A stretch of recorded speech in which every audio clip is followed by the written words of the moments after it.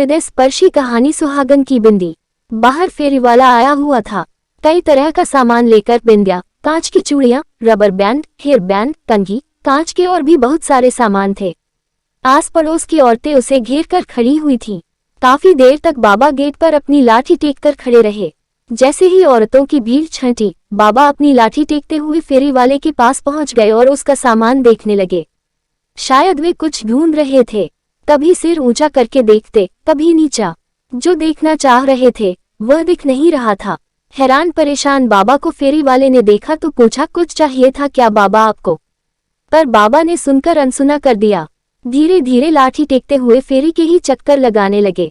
कहीं तो दिखे वो जो वे देखना चाह रहे हैं। फेरी वाले ने दोबारा पूछा, बाबा कुछ चाहिए था क्या? अब की बार बाबा ने फेरी वाले से कहा, हाँ बेटा, क्या चाहिए बताओ मुझे, मैं ढूंढ देता हूँ। मुझे ना वो बिंदिया चाहिए थी। बिंदिया क्यों चाहिए बाबा? बाबा ने अम्मा की तरफ इशारा करते हुए बताया, अरे मेरी पत्नी के लिए चाहिए समझदार। बाबा का जवाब सुनकर फेरी वाला हंस दिया। किस तरह की बिंदिया चाहिए? बड़ी बड़ी गोल बिंदिया चाहिए, बिल्कुल लाल रंग की। फेरी वाले ने बिंदिया का पैकेट निकाल कर दिया। ये देखो बाबा, ये वाली। अरे नहीं नहीं, ये वाली नहीं, बिल्कुल लाल सी। फेरी वाले ने वो पैकेट रख लिए और दूसरा पैकेट निकाल कर दिखाया, बाबा ये वाली। अरे तुझे समझ में नहीं आता क्या? बिल्कुल लाल लाल बिंदिया चाहिए। फेरी वाले ने सारे पैकेट निकाले और फेरी के एक तरफ फैलाकर रख दिए। आप खुद ही देख लो बाबा, कौन सी बिंदिया चाहिए? बाबा ने अपने कांपते हाथों से बिंदियों के पैकेट को इधर उधर किया और उसमें से एक पैकेट निकाला। हाँ हाँ, ये वाली। बाबा के हाथ में बिंदी का पैकेट देखकर फेरी वाला मुस्कुरा दिया। बाबा ने तो मेहरून रंग की बिंदी उठाई थी। कितने की है? 10 रुपए की है बाबा। अच्छा, कीमत सुनकर बाबा का दिल बैठ गया। फिर भी बोले, ठीक है, अभी लेकर आता हूँ। बाबा लाठी टेकते हुए पलट कर जाने लगे। तब तक घर में से बहू आती दिखी। उसे देखकर बाबा बोले, अरे बहू, जरा 10 रुपये तो देना, फेरी वाले को देने हैं। अब क्या खर्च करा दिया आप लोगों ने? बहू ने लगभग चिल्लाते हुए कहा।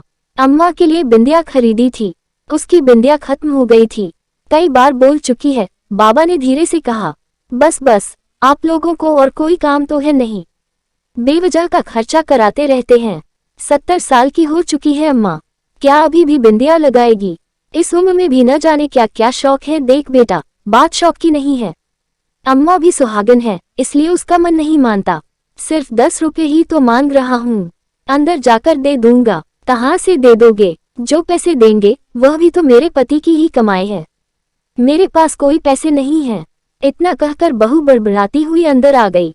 अम्मा ने खाट पर लेटे लेटे ही बाबा को इशारा किया। बाबा ने पलटकर बिंदी फेरी में वापस रख दी और लाठी टेकते हुए अम्मा के पास आकर बैठ गए। बाबा ने देखा अम्मा की आंखों में आंसू थे। माफ करना पार्वती, मैं तेरी छोटी सी इच्छा भी पूरी नहीं कर पाया। रहने दो जी, बेचारी बहू भी परेशान हो जाती होगी, काहे दिल पर लेकर बैठ जाते हो? बिंदी ही तो थी। हाँ हाँ, बिंदी ही थी, कौन सी हजारों रुपए की आ रही थी? बाबा ने व्यंग्य से हंसते हुए कहा। बिंदी ही तो लगानी है जी।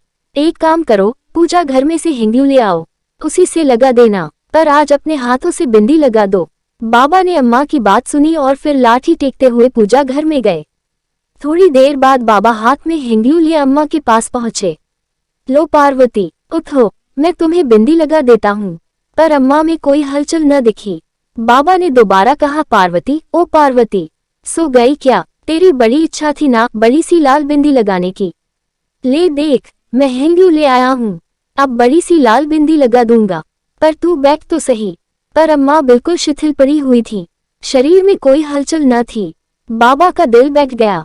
हाथ में हिंगू लिए अम्मा के पास ही बैठ गए। आंखों से झरझर आंसू बह रहे थे, पर एक भी बोल न फूटा। अम्मा जा चुकी थी हमेशा के लिए। थोड़ी ही देर में रोना धोना मच गया। आस पड़ोस के लोग आ गए। बेटी को बुलाया गया और अम्मा को अंतिम यात्रा के लिए तैयार किया जाने लगा। अम्मा को नहला धुला सुहागन की तरह तैयार कर अर्थी पर लिटाकर बाहर लाया गया। बाबा ने देखा अम्मा के माथे पर बड़ी सी लाल बिंदी लगी थी। बाबा उठे और घर में गए। थोड़ी देर बाद बाहर आए और धीरे धीरे अम्मा की अर्थी के पास गए। उन्होंने अम्मा के माथे पर से बिंदी हटा दी। बाबा, यह क्या कर रहे हो? अम्मा सुहागन थी, आप बिंदी क्यों हटा रहे हो? बेटे ने कहा।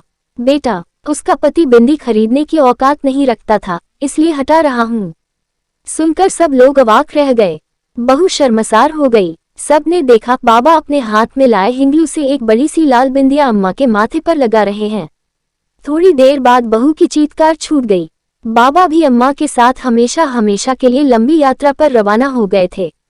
मित्रों, ये भावनात्मक हृदयस्पर्शी कहानी बहुत कुछ संदेश दे रही है।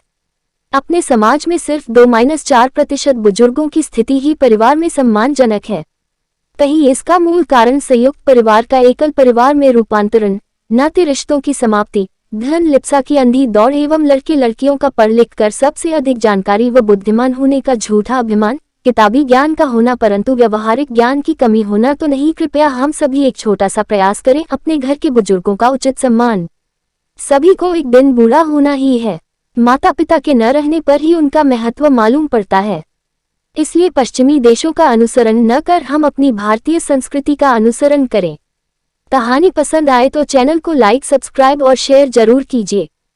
कहानी पसंद आए तो चैनल को लाइक, सब्सक्राइब, शेयर जरूर करें। मिले हैं नेक्स्ट स्टोरी में।